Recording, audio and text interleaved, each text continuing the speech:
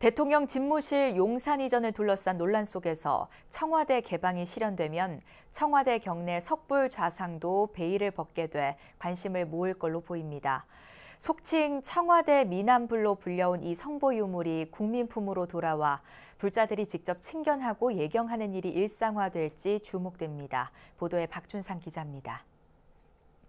일제강점기 총독 관사로 사용되다 해방 후 대통령 집무실이 설치되면서 지난 70년간 권부의 심장으로 자리 잡은 청와대. 20대 대통령 취임을 앞둔 윤석열 당선인이 집무실 용산 이전을 천명하면서 청와대는 이제 찬반 논란 속에서 시민 품으로 돌아가는 상황을 맞았습니다. 청와대는 임기 시작인 5월 10일에 개방하여 국민께 돌려드리겠습니다. 본관, 영빈관을 비롯하여 최고의 정원이라 불리는 녹지원과 상춘제를 모두 국민들의 품으로 돌려드리겠습니다.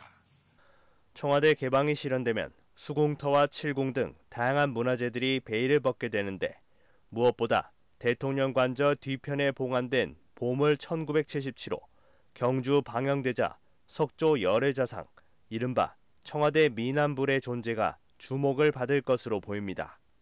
권력의 심장부로 오게 된 과정부터 한국 근현대사에 상처와 굴곡이 투영돼 있는 청와대 미남불. 일제강점기 초대 조선 총독 데라우치가 경주 시찰 중 불상의 빼어난 모습을 눈여겨보고 관저로 옮겨왔고, 지금의 청와대 건물이 들어선 뒤에는 최고 권력자의 지근거리에서 다양한 일화를 남겼습니다. 김영삼 정부 초기 성수대교 붕괴 등 잇따른 대형 참사의 원인이 청와대 불상 철거 때문이란 뜬소문이 돌면서 불상이 전격 공개되는 해프닝이 벌어졌고, 이를 계기로 청와대 불자 모임 청불회가 결성됐습니다. 현재는 청불회 법회 때 예경의 대상이 되기도 하고 청와대에 초청된 인사들이 불상을 친견하고 협치를 다짐하는 등 부처님 가르침을 현실 정치에 녹여내는 상징으로 자리매김했습니다. 청와대 뒷산에 있는 신라 불상까지 같이 산보랄할까요? 산행을 가서 돌아서 나왔습니다. 대통령께서는 상생 협치를 말씀하셨고, 따라서 청와대 일대가 개방되면 청와대 미남불은 더 이상 일부 위정자들만 향유하며 예경하는 대상에서 벗어나 성보 문화재로서 가치가 한층 커질 전망입니다.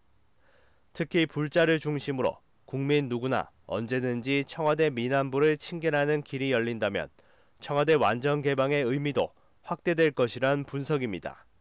현재 윤석열 당선인 층은 5월 10일 취임과 동시에 청와대를 개방하고 용산에서 새 출발을 하겠다는 입장인데, 이 같은 계획을 둘러싸고 논란도 가열되고 있습니다. 인수위원회 핵심 관계자는 석불 좌상을 비롯해 관저 일대는 문재인 대통령이 계신 곳인 만큼 상황을 봐야 한다면서 현 단계에선 다양한 아이디어가 거론되는 중이라고 설명했습니다. 대통령 집무실 이전과 청와대 완전 개방을 둘러싼 논란 속에서 대한민국 격동의 근현대사를 거쳐온 청와대 석불 좌상이 국민 속에서 국태민안의 기도를 담아낼 수 있을지 주목됩니다. BBS 뉴스 박준상입니다.